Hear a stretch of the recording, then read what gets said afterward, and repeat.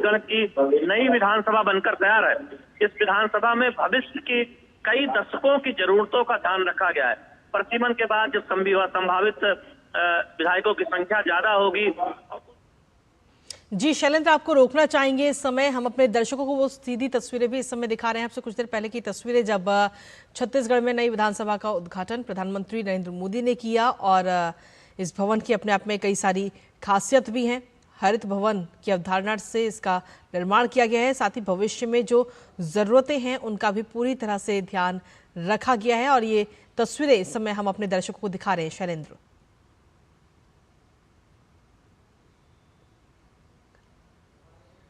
जरूरतों को पूरा करने के लिहाज से डिजाइन किया गया है। छत्तीसगढ़ की झलक इस भवन के निर्माण में हर जगह दिखाई देती है। छत्तीसगढ़ की संस्कृति दिखाई देती है।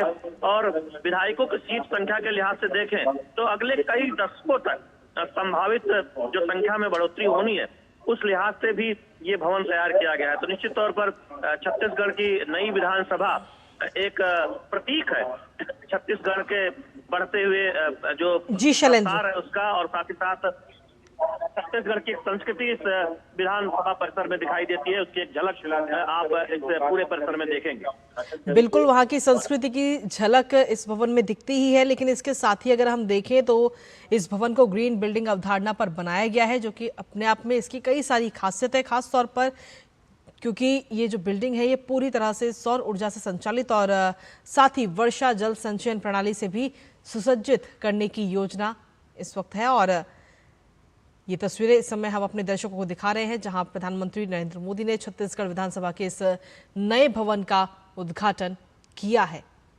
तो अब से कुछ देर पहले की ये बेहद ही खूबसूरत तस्वीरें सामने आई हैं। ये भवन को पूरी तरह से सौर ऊर्जा से संचालित करने की पूरी योजना है इस भवन को, और साथ ही वर्षा जल संचयन प्रणाली से भी सुसज्जित करने